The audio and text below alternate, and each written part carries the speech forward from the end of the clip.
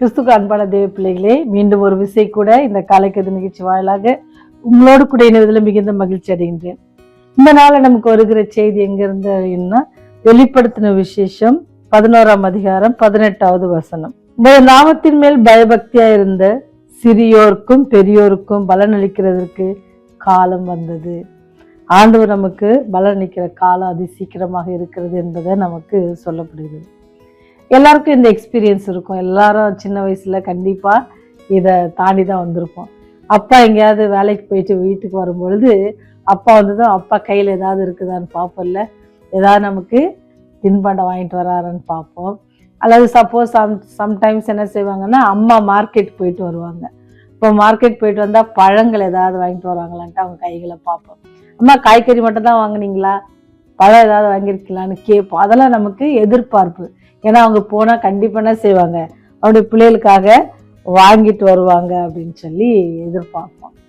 அடுத்தது பார்த்தீங்கன்னு சொன்னால், படிக்கிற பிள்ளைங்க அப்படின்னு சொன்னால் எக்ஸாம் எழுதுவாங்க. எக்ஸாம் எழுதிட்டு என்ன செய்வாங்கன்னா, மிஸ் அந்த டீச்சர் வந்து அந்த பேப்பர் எழுதின பேப்பரை கரெக்ட் பண்ணி கொடுக்கறதுக்கு எதிர்பார்த்துட்டு இருப்பாங்க.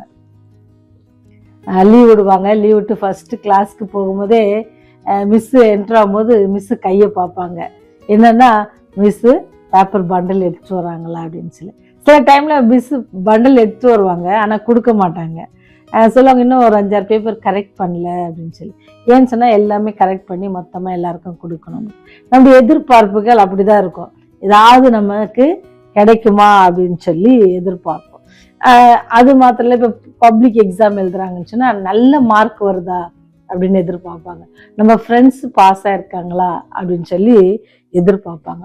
ஏன் இந்த எதிர்பார்ப்புலாம் இருக்குதுன்னு சொன்னால், அதற்காக நம்ம எதை செஞ்சுருக்கோம், கொஞ்சம் முயற்சி பண்ணியிருக்கிறோம். சில டைமில் என்னென்னா அன்பு நிமித்தமாக எதிர்பார்ப்போம். இந்த மாதிரி எதிர்பார்ப்புகள்லாம் நம்ம வந்து இந்த உலகத்தின் பிரகமாக பார்க்கறது. ஆனால் ஆண்டவர் நமக்கு சொல்கிறது என்னன்னு சொன்னால், உங்கள் எல்லாருக்கும் நான் என்ன செய்வேன், பலன் தருவேன். நீங்கள் இந்த உலகத்தில் எனக்காக வாழ்ந்த நான் கொடுத்த வருஷங்களில், நீங்கள் எனக்காக வாழ்ந்த நாட்களில் நீங்கள் செய்த காரியங்கள் எல்லாத்துக்கும் நான் என்ன செய்வேன், பரிசளிப்பேன் அப்படின்னு சொல்றாரு. அந்த பரிசு நம்ம பெறுவதற்கு எத்தனை பேர் ஆசையா இருக்கிறோம். அந்த பரிசு பெறுவதற்கான வழிகள் என்ன செஞ்சிருக்காங்க, ஆண்டவர் நமக்கு சொல்லி கொடுத்துருக்குறாங்க. அவர் என்ன செய்யறேன்னா, நித்தியத்தில் பிரவேசிப்பதற்கு நான் என்ன செய்றேன், இந்த உலகத்துல உங்களுக்காக வந்தேன், மறித்தேன். அவர் சொல்லுவாரு, போகும்போது சொல்லுவாரு, உங்க இருதயம் கலங்க வேண்டாம், என்ன செய்யறேன், உங்களுக்காக போய் ஒரு வாசஸ்தலத்தை என்ன செய்யறேன், நான் உண்டாக்குறேன் அப்படின்னு சொல்லுவாரு. நான் உண்டாக்கிட்டு நான் வந்து உங்களை கூட்டிகிட்டு போய் நான் இருக்கிற இடத்துல உங்களை இருக்க வைப்பேன் அப்படின்னு சொன்னார். இப்போ நம்மளுக்கு பலன் என்ன அப்படின்னு சொன்னால், வரும் பொழுது ஜீவ கிரீடத்தை தருவார். அழிவில்லாத கிரீடம், முத்துக்கள் பறித்த கிரீடத்தை அப்படின்னா யார் முன்பாக, தூதர்கள் முன்பாக நமக்கு தர காத்திருக்கிறார். அதெல்லாம் நினச்சி பார்க்கணுன்னா, அது பெறுவதற்கு எப்படி நம்ம ஒரு ரிசல்ட்டுக்காகவோ அல்லது ஒரு தந்தையின் கையோ ஒரு தாயின் கையோ பார்க்குறோமோ, அல்லது ஒரு நண்பர்களின் கைகளை பார்க்குறோமோ, அதே போல் ஆண்டவர் நமக்காக கொண்டு வருகிற பலனை நம்ம எப்பவுமே மனசுல நினைச்சுக்கணும். அவர் நமக்காக என்னது, நீதியின் கிரீடத்தை எடுத்து வராங்க. அது அழியாத கிரீடம், நித்திய கிரீடம், ஜீவ கிரீடம். பார்த்தீங்களா, அந்த கிரீடத்தை பெற்றுக்கொள்வதற்கு அதுதான் அவர் நம்மோடு அவர் எடுத்து வருகிற பலனா இருக்க போகுது. அந்த பெறுவதற்கு நம்முடைய நாட்கள்ல, ஆண்டவர் நம்ம கொடுத்திருக்கிற நாட்கள்ல நாம எப்படி நடந்து கொள்றோம், அந்த கிரீடத்தை பெறுவதற்கு தகுதி உள்ளவர்களாக நம்ம நடந்து கொள்றோமா அப்படின்னு சொல்லி நம்மை ஆராய்ந்து பார்க்கணும். ஒவ்வொரு நாளும் நம்ம செய்யற காரியங்களை யோசித்து பார்க்கணும்.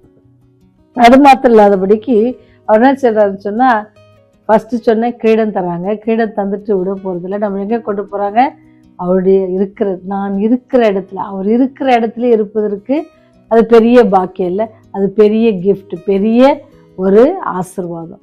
அவர் இருக்கிற இடத்துல நம்மளே அழைச்சிட்டு போறாங்க. அங்கே போயிட்டுன்னா நமக்காக ஏற்படுத்தின வாசஸ்தலத்தை அவர் நமக்கு தரப்போறாங்க. கிரீடம் கிடைக்க போகுது, வாசஸ்தலம் கிடைக்க போகுது. அப்போ நம்ம அவரையே என்ன செய்யணும், நோக்கி பார்க்கணும். அழிந்து போகிற பொருளுக்காக நோக்கி பார்க்கிற நீங்கள நானும் அழியாத கிரீடம், நித்திய ஜீவன், ரட்சிப்பு, இந்த மாதிரி வார்த்தைகளெல்லாம் நம்ம என்ன செய்யணும், அப்பப்போ யோசித்து பார்க்கணும். அதனால தான் பவுல் அப்போது சொல்றாரு, நான் என்ன செய்கிறேன், என் ஓட்டத்தை வெற்றியோடு நான் என்ன செய்வேன், ஓடி முடிக்கணும். நம்ம எல்லாரும் ஸ்டார்ட் பண்ணிட்டோம் ஓட்டம். ஆண்டவரோடு கூட ஓடுவதற்கு, ஆண்டுடைய பாதையில் ஓடுவதற்கு என்ன செஞ்சிட்டோம், ஸ்டார்ட் பண்ணிட்டோம். ஆனால் ஓடும் பொழுது என்ன செய்யும், கண்டிப்பாக சோர்வுகள் இருக்கும், கண்டிப்பாக வலிகள் இருக்கும், வேதனைகள் இருக்கும், முள்ளுள்ள பாதைகள் இருக்கும், கரடுமுரடான பாதைகள் இருக்கும், ஒருவேளை ரோஸ் மலர் போட்டு தூவின பாதைகளும் இருக்கலாம், சந்தோஷமான நாட்கள் இருக்கு, எல்லாமே இருக்கும் அந்த பாதையில். இதெல்லாம் நம்ம தாண்டி போகும் பொழுது தான் அவர் அளிக்கிற பலன் அவர் நம்முடைய பலன் அவரோடு கூட வரப்போகிறது. அது யாருக்கு?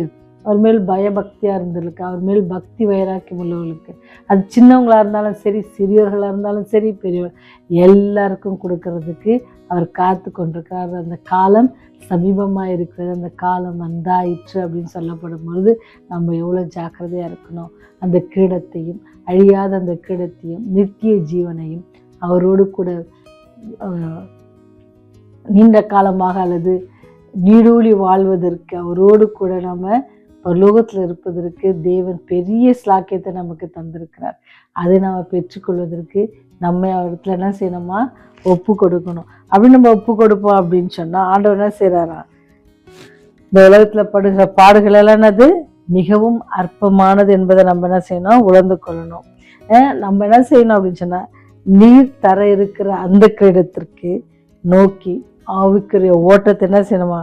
ஓட எனக்கு பலன் தாரும் ஆண்டவரே அப்படின்னு நம்ம ஜெபிப்போம் அப்படின்னு சொன்னால் அவர் என்ன செய்வார்? பலன் தந்து அவர் நமக்காக வைத்திருக்கிற பலனையும் நமக்கு தர காத்திருக்கிறார். ஜெபம் செய்வோம்.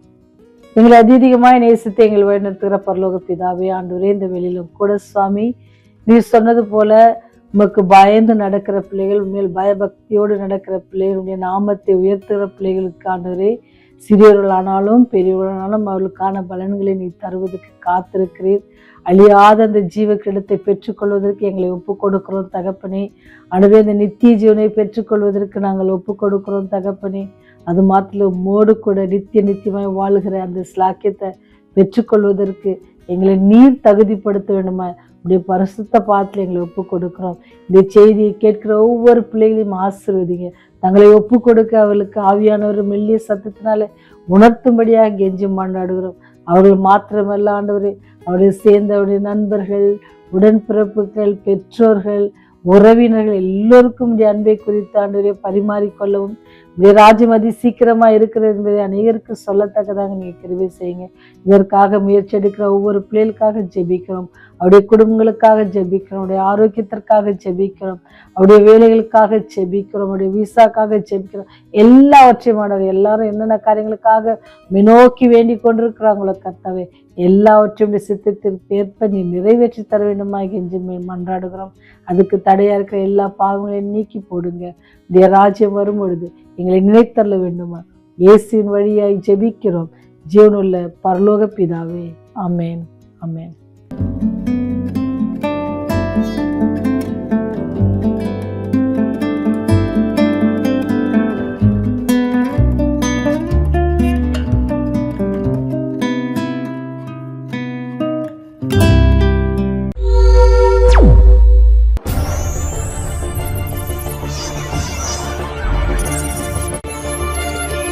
நீங்கள் பார்த்துக் கொண்டிருப்பது உங்கள் ரிவைவல் டிவி.